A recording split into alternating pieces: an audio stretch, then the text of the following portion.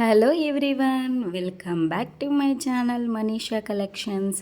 ఇవాళ సింపుల్గా మీరు చూస్తున్న ఈ ear rings DIY ear rings ఎలా చేసుకోవాలో ఈ వీడియోలో చూద్దాం రండి. ఈ కుందన్స్ ఇయర్ రింగ్స్, ఈ పర్ల్స్ ఎలా యాడ్ చేశాను అని ఫుల్ వీడియో అయితే ఇది మీకు నచ్చితే లాస్ట్ వరకు చూడండి. ఇక్కడ నేను యూజ్ చేసే కుందన్స్ వచ్చేసి pink colour half moon shape kundans, 4K green colour drop kundans అనమాట. ఇవి డ్రాప్ షేప్ కుందన్స్ అంటారు.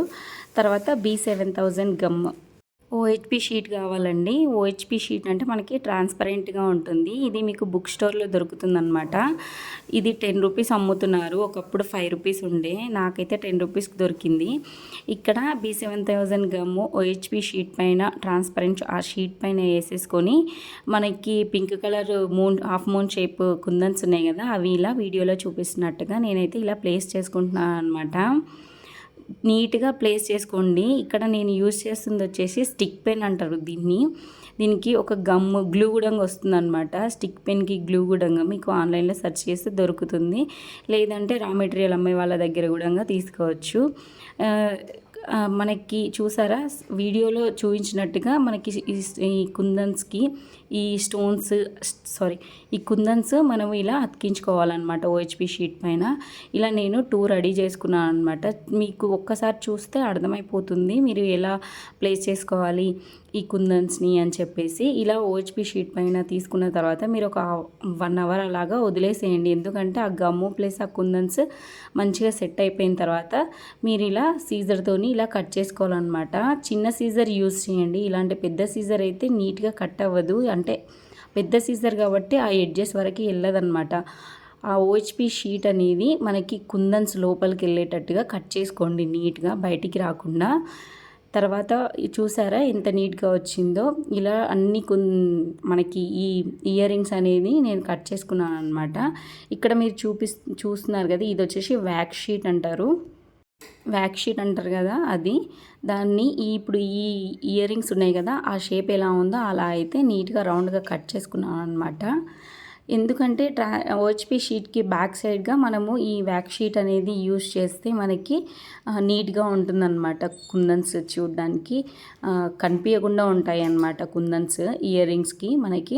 ఇక్కడ మీరు చూసినవైతే స్టడ్ అనమాట.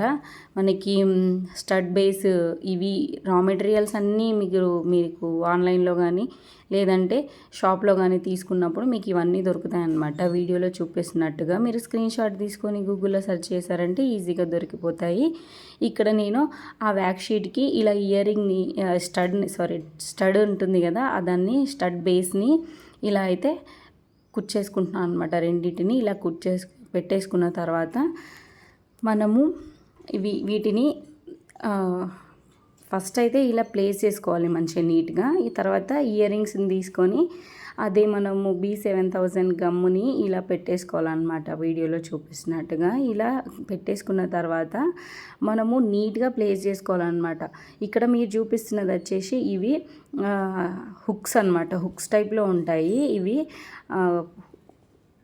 చూస్తున్నారు కదా ఎగ్జాక్ట్లీగా అలా హుక్స్ టైప్ ఉన్నదాన్ని మనం ఇలా ఇయర్ రింగ్కి పెట్టేసి మనం ఇందాక తీసుకున్న వ్యాక్స్ షీట్ అది ఉంటుంది కదా, అది స్టడ్ బేస్ అది ఇలా నీట్గా ప్లేస్ చేసుకోవాలన్నమాట వీడియోలో చూపిస్తున్నట్టుగా.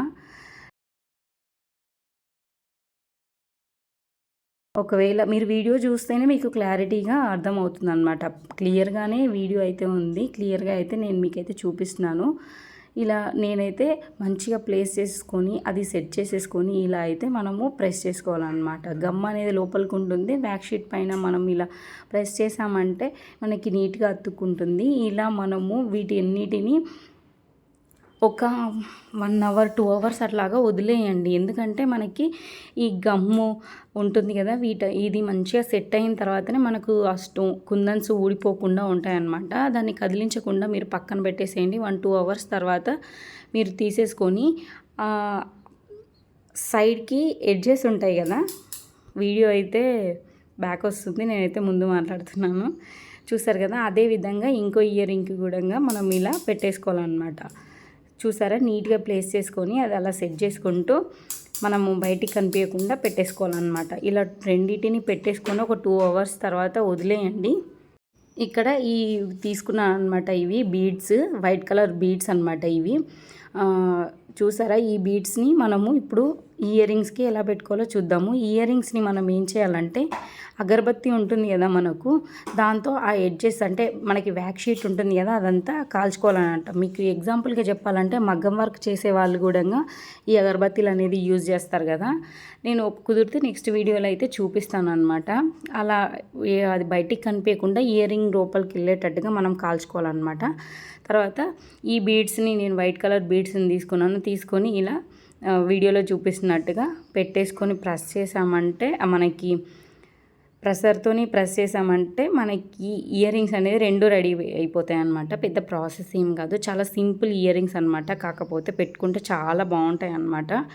నేను డ్రెస్సెస్ పైనకి ఇలా అయితే చాలా బాగుంటాయి అన్నమాట. మీకు ఈ వీడియో ఎలా అనిపించిందో నాకైతే కామెంట్ చేయండి. Thank you for watching. Like చేయండి.